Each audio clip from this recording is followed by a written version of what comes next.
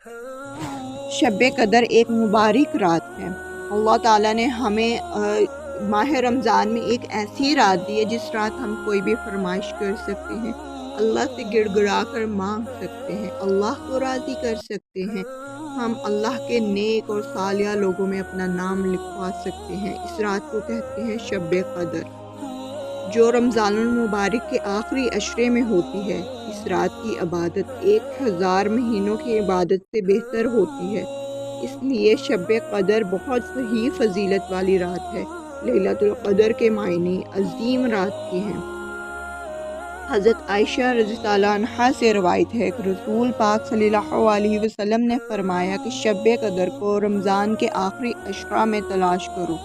پھر ایک اور حدیث میں ہے شب قدر طاق راتوں میں سے ہوتی ہے، کیونکہ حضرت ابو ہریرہ رضی اللہ عنہ سے روایت ہے رسول پاک صلی اللہ علیہ وآلہ وسلم نے فرمایا کہ شب قدر 21ویں، 23ویں، 25ویں یا 27ویں یا پھر 29ویں رات میں تلاش کرو۔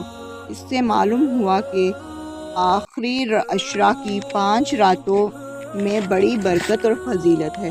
مفسرین اور صوفیہ کرام کی اکثریت نے 27ویں رمضان المبارک کو شب قدر قرار دیا ہے، کیونکہ حضرت عمر رضی اللہ عنہ سے روایت ہے رسول پاک صلی اللہ علیہ وآلہ وسلم نے فرمایا کہ جو شخص رمضان کی 27ویں شب کو صبح تک عبادت میں مصروف رہتا ہے وہ بہت ہی پسندیدہ بندہ ہے۔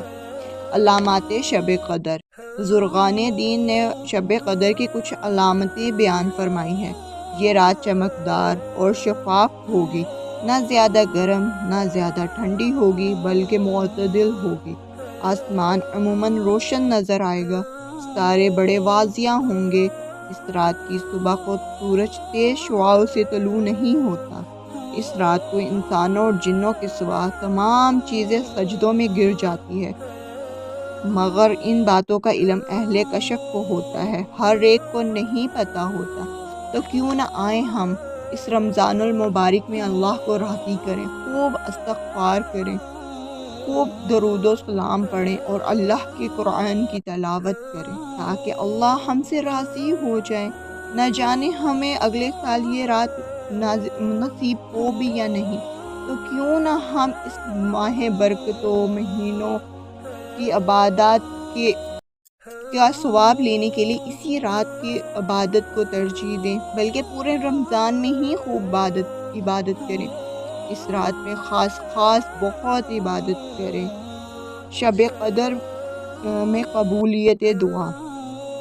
شب قدر میں ایک ساتھ ایسی ہوتی ہے جس میں جو دعا مانگی جائے وہ قبول ہوتی ہے، لہٰذا مسلمانوں کو چاہیے کہ شب قدر میں ایسی جامع دعائیں مانگیں جو دونوں جہانوں میں فائدہ بخش ہوں۔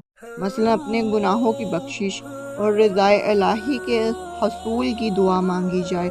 ام المؤمنین حضرت سیدہ عائشہ رضی اللہ عنہا سے فرماتی ہیں کہ میں نے عرض کی یا رسول اللہ صلی اللہ علیہ وآلہ وسلم، آپ بتائیں کہ اگر میں لیلۃ القدر شب قدر کا پتہ چل جائے تو میں کون سی دعا مانگوں؟ تو آپ صلی اللہ علیہ وآلہ وسلم نے فرمایا کہ یہ دعا مانگو، اے اللہ بے شک تو معاف کرنے والا ہے، معافی کو دوست رکھتا ہے، مجھے بھی معاف فرما دے۔ آمین ثم آمین۔ اللہ تعالی ہمیں عمل کرنے کی توفیق دے اور یہ باتوں کو صدقہ جاریہ سمجھ کے دوسروں تک پہنچانے کی بھی توفیق دے۔